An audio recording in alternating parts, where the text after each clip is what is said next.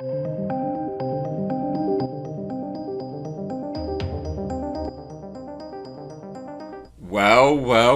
ladies and gents. Those that were like, it's gone woke, bah!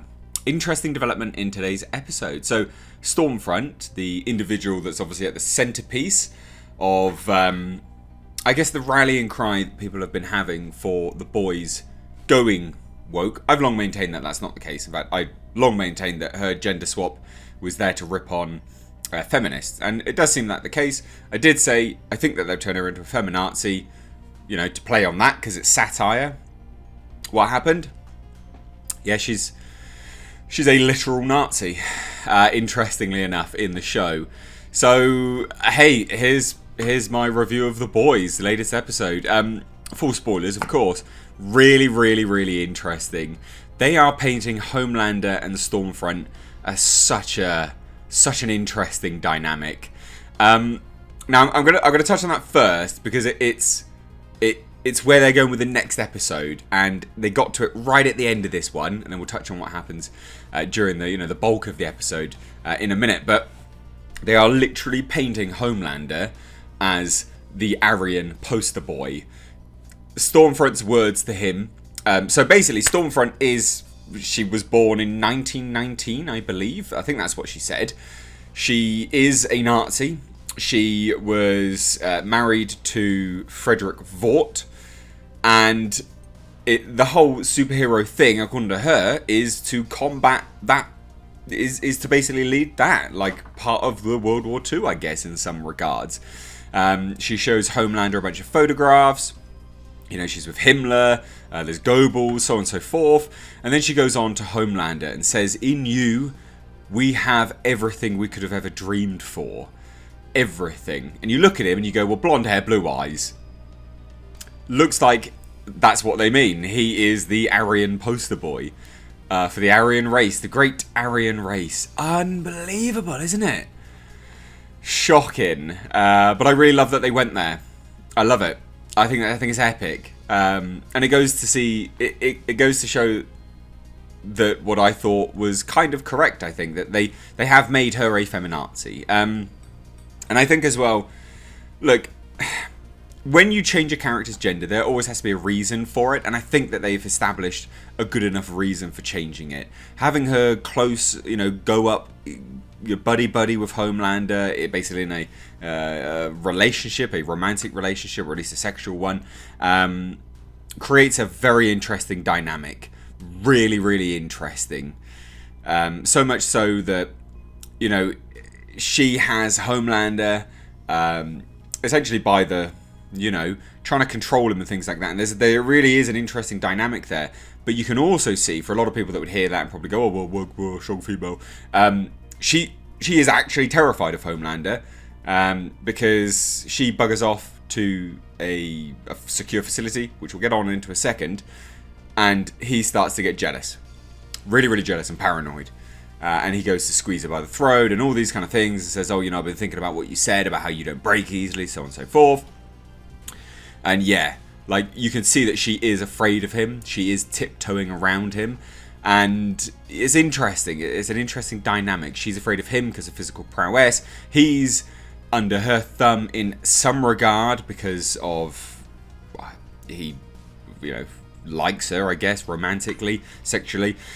And I really like it. I'm really curious as to see where they go with this now.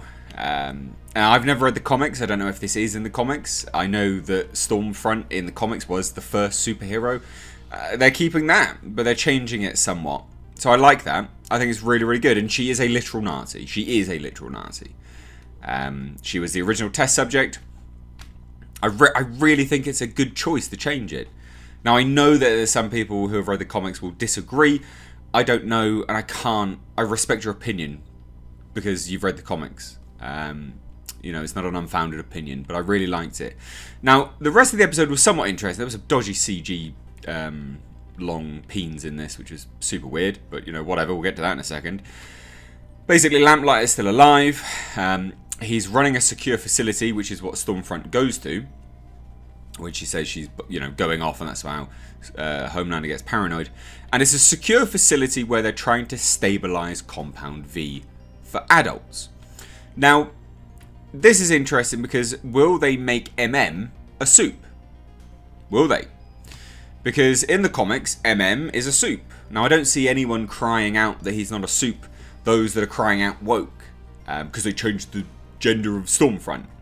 Is a soup in the comics. He has superpowers.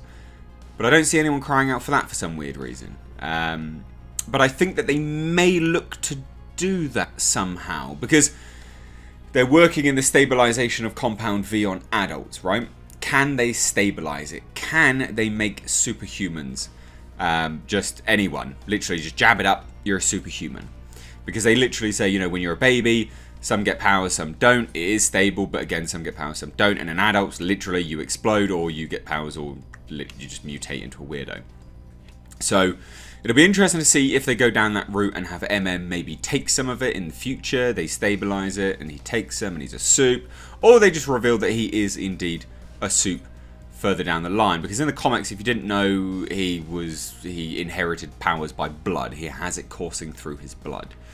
But it'll be interesting to see because I feel like that's the route that they're going down. But I don't know. Now, the rest of it was interesting. Billy Butcher and Starlight, they sort of get a good dynamic together. We get some really great development of Frenchie's character. We learn how and why he wasn't there when Lamplighter torched Mallory's kids, the Colonel's kids. It was because he was helping one of his best friends who was ODing, and then obviously he left Lamplighter for the evening. He was tailing him and left him for the evening to go and save his friend who was ODing, and then ultimately he lost his friends anyway because he picked up that night to go after Lamplighter, and then obviously he lost them and he was torturing the kids. And it's interesting, there was a lot of emotional weight there. I really liked that. A lot of emotional weight. The actor for Frenchie, I think his name's Toba or something like that. He's great. He's a really, really good actor, actually. Yeah, he's come into his own. I really like him as an actor. And as well, it's not like hammy, like it's actually believable. All the actors in this are pretty good, but I think Frenchie's actually a standout. I think he's a really, really good actor. Now, Huey suffers a massive injury and is now in hospital, and that's basically it. But it'll be interesting to see in the next episode whether they skip a few days and then Huey's all healed, or they keep him in hospital and write around the fact that they are quite literally America's most wanted criminals, and he's sat in a public hospital. So I don't know how they're going to write around that, and that's why I think that they're ultimately just going to skip forward a few days. That tends to be what writers do, but again, it'll be really, really interesting to see whether that is what they do or not. Ultimately, I really like this series. I stand by the fact that it's not woke. They took the piss out of the Gillette advert in the last episode. They've taken the mick out of woke representation, bisexuals being hated by the LGBT community, lesbians, so on and so forth. Like they just do things all the time to signify that it's definitely not woke. I'm baffled by why people think it's woke. I do think that there's a stab at Tony Stark in this as well, because the head of the Church of the Collective looks just a lot like Tony Stark, Robert Downey Jr.'s Tony Stark with a beard and how that's all sculpted and stuff. So I wonder if that's where they're going to go with that as well, and we're going to see some sort of stabs at that. We already saw a massive stab at Joss Whedon's Justice League, the rewrites and the reshoots and things like that. So it will be interesting to see. And I think ultimately there's 100% a plan with this Church of the Collective. It looks like they're trying to get soups, basically. They're trying to indoctrinate soups into the Church of the Collective so that they can then be a competitor for Vought, I guess. I don't know. But I really like the whole, would you like a fresca? I love it. I think it's hilarious. Ultimately, really love this show. But I hand it on over to you. What do you think? Is Homelander the great Aryan poster boy? I think he definitely is, 100%. Very, very much so. And I think it'll be very funny to see where that goes, where it develops. Lots of good blood and gore in this episode. Some of it was better than others, but yeah, pretty good episode all in all. Hate the fact that it's episodic though, it really does piss me off, but never mind, such is life. Let me know your thoughts down below. If you're new here, do hit subscribe. You can stay up to date on the world of pop culture, movie news and reviews, such as this one, by hitting the bell notification icon and switching it on to all. That goes for returning subscribers. If you don't get notifications, it's because you've not clicked it on to all. But anyway guys, thanks so much for watching. I've been Mr. H. Take care.